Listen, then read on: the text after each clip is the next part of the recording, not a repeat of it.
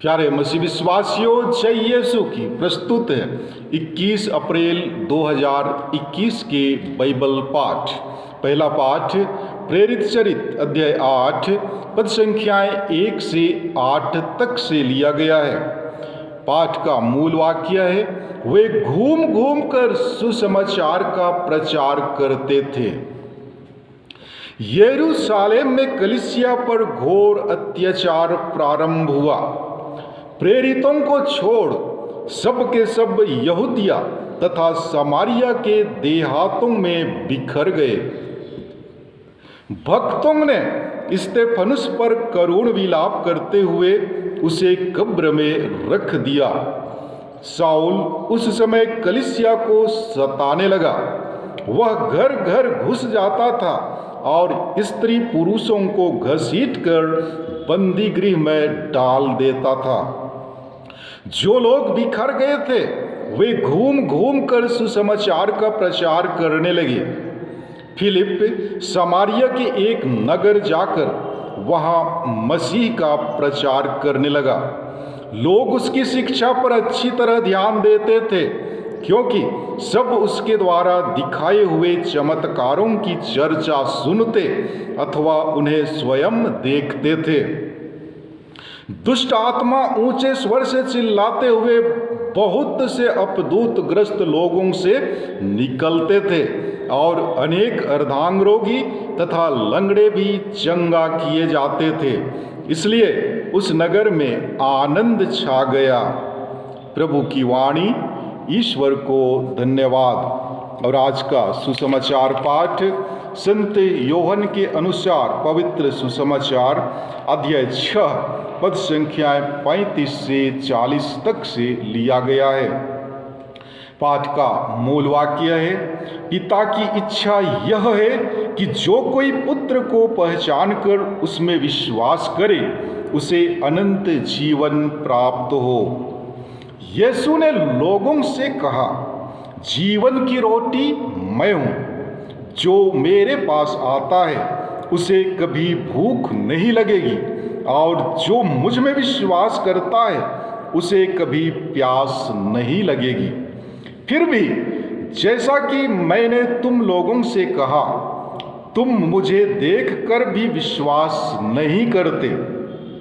पिता जिन्हें मुझको सौंप देता है वे सब मेरे पास आएंगे और जो मेरे पास आता है मैं उसे कभी नहीं ठुकराऊंगा, क्योंकि मैं अपनी इच्छा नहीं बल्कि जिसने मुझे भेजा है उसकी इच्छा पूरी करने के लिए स्वर्ग से उतरा हूँ। जिसने मुझे भेजा है उसकी इच्छा यह है कि जिन्हें उसने मुझे सौंपा है मैं उनमें से एक का भी सर्वनाश ना होने दूं, बल्कि उन सबों को अंतिम दिन पुनर्जीवित कर दूं।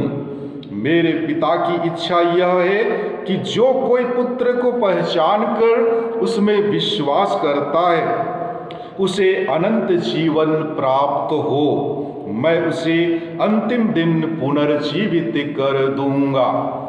प्रभु का सुसमाचार। हे ख्रिस्त तेरी स्तुति हो। प्यारे मसीह विश्वासियों, स्तेफनुस की शहादत के दिन से ही कलीसिया में घोर अत्याचार प्रारंभ हुआ। शाऊल से संबंधित तीसरी चर्चा में उसे अत्याचार का उग्र मुख्य नायक के रूप में पेश किया गया है, जो घर घर घुसकर स्त्री और पुरुषों को घसीटकर बंदी गृह में डाल देता है। ईश्वरीय विधान की गुत्थी में शाऊल एक अद्भुत पहेली है जिसे शहीद स्तेफनुस की क्षमा याचना सुलझाती है। समारिया मिशन को यरूशलेम की कलीसिया से जोड़ना संत लूकस की एक चिंता है। अतः वह फिलिप को एक नबी के रूप में चित्रित करता है जो ईसा और प्रेरितों के कार्य को आगे बढ़ाता है।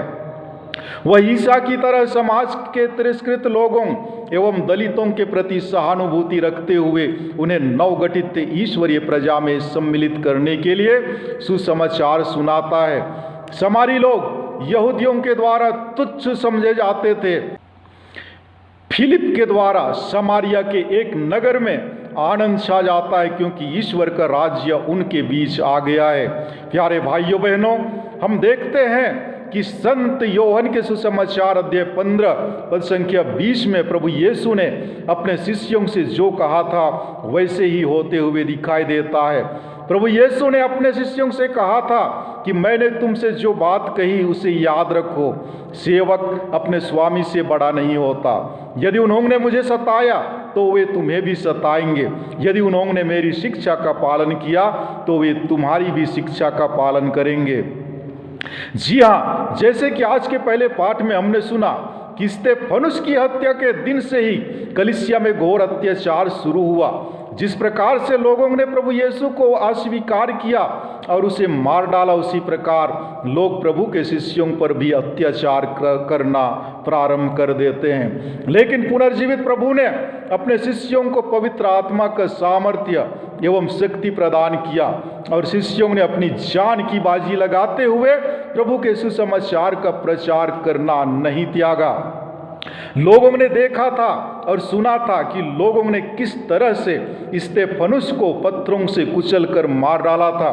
फिर भी प्रभु के शिष्य अपने मिशन कार्यों को करने में हिचकिचाते नहीं हैं। आज संपूर्ण विश्व में हम प्रभु यीशु के अनुयायियों को देखते हैं। जी हाँ, पुनर्जीवित यीशु का संदेश दुनिया के कोने कोने तक फैलने का एकमात्र कारण था प्रारंभिक कलीसिया पर अत्याचार।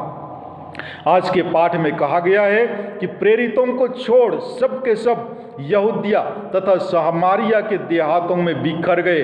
जो लोग बिखर गए थे वे घूम घूम कर सुसमाचार का प्रचार करते रहे। जी हाँ, यदि हम गहराई से मनन चिंतन करेंगे तो हमें ज्ञात होता है कि यदि कलीसिया में अत्याचार नहीं हुआ होता तो शायद ही आज दुनिया के कोने कोने में ख्रिस्तीय धर्म का प्रचार प्रसार हुआ होता। अत्याचार के कारण ही प्रभु के शिष्य दुनिया के कोने कोने में बिखरने लगे और जो जहाँ गया वह वहाँ लोगों को पुनर्जीवित प्रभु यीशु के शक्ति एवं सामर्थ्य का प्रचार प्रसार करने लगा। यही कारण है कि आज दुनिया के कोने कोने में ईसाई धर्म के अनुयायी भरे हुए हैं। यदि हम आज के इस युग की बात करें तो आज भी हम ख्रिस्तियों के जीवन में कई प्रकार की कठिनाइयों का सामना करना पड़ता है। दुनिया के कई क्षेत्रों में ईसाइयों के ऊपर अत्याचार होते देखते हैं। ऐसी अवस्था में पुनर्जीवित प्रभु का संदेश सुनाना अत्यंत कठिन महसूस होता है और प्रभु यीशु ने हम प्रत्येक ख्रिस्तियों को अपने मिशन कार्य को आगे बढ़ाने के लिए चुना है। आज हमें अपने जीवन पर मनन चिंतन करने की आवश्यकता है कि हम किस प्रकार से प्रभु के मिशन को आगे बढ़ा रहे हैं। सवाल है कि वास्तव में प्रभु का मिशन क्या है। भाइयों बहनों, प्रभु का मिशन सभी को ख्रिस्त का अनुयायी बनाना नहीं, बल्कि प्रभु का मिशन है प्रेम, दया, क्षमा, भाईचारा, एकता एवं सद्भावना स्थापित करना। दुनिया के सभी लोग एक हृदय और एक प्राण हों, लेकिन यह तभी संभव होगा जब लोग अपनी स्वार्थ की भावना से निकलेंगे। यदि लोगों के हृदय से स्वार्थ की भावना ही नहीं रहेगी तो जरूर विश्व में मेल, प्रेम और एकता की भावना उत्पन्न होगी। लेकिन हम ऐसे युग में जीवन यापन कर रहे हैं जहां पर लोग अपनी ही स्वार्थ की पूर्ति के लिए दिन और रात मेहनत कर रहे हैं। इस स्थिति में हम सोच भी नहीं सकते हैं कि दुनिया में शांति, मेल, प्रेम एवं एकता की भावना उत्पन्न होगी। जी हाँ प्यारे मसीह विश्वासियों, इसीलिए प्रभु ने मुझे और आपको हमारे जन्म से पहले ही, जब हम माता के गर्भ में रचे जा रहे थे, उसी समय ईश्वर ने चुना और इस संसार का, उस परिवार का जहां आपका जन्म हुआ है, उस गांव या मोहल्ले का जहां आप रहते हैं, उस देश या राज्य का जहां के हम नागरिक हैं, ईश्वर ने हमें एक नबी के रूप में नियुक्त किया है।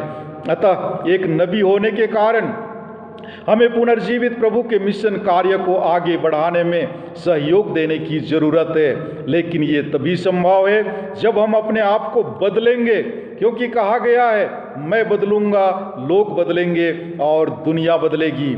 इसके लिए हमें पवित्र आत्मा की शक्ति एवं सामर्थ्य की आवश्यकता है। लेकिन पवित्र आत्मा के वरदान तभी प्राप्त कर सकते हैं जब हम पुनर्जीवित प्रभु यीशु पर विश्वास करेंगे, अपने जीवन में उन्हें प्रथम स्थान देंगे, उनके वचनों को पढ़ना, उन पर मनन चिंतन करना एवं उनके अनुसार जीवन यापन करना होगा। जी हाँ, यदि हम इन चीज़ों में ईमानदार होंगे तो पुनर्जीवित प्रभु जरूर उस आत्मा की शक्ति से हमें संपन्न करेंगे जिसे उन्होंने अपने शिष्यों को प्रदान किया था। अतः आज हम अपने जीवन पर मनन चिंतन करें। हम अपने आप को प्रभु यीशु का अनुयायी मानते हैं, लेकिन क्या हम सचमुच प्रभु के अनुयायी हैं या फिर नाम मात्र के क्रिस्तीय? यदि हम सचमुच प्रभु यीशु के शिष्य सिद्ध होना चाहते हैं तो हमें उनकी शिक्षा के अनुरूप जीवन यापन करने की आवश्यकता है, उनके पद चिन्हों पर चलने की आवश्यकता है। अतः आइए सबसे पहले तो हम अपने परिवार को एक आदर्श परिवार का रूप देने की कोशिश करें। यदि हमारे परिवार में मेल, प्रेम, एकता एवं भाईचारा की भावना है तो जरूर हमारे आस पड़ोस में हम एक जीवंत उदाहरण प्रस्तुत कर सकेंगे। हम प्रभु से प्रार्थना करें कि ईश्वर की सामर्थ्य से हम अपने अहंकार को त्याग, विनम्रता को धारण करें और प्रभु के मिशन को आगे बढ़ाने में मदद करें। आमीन।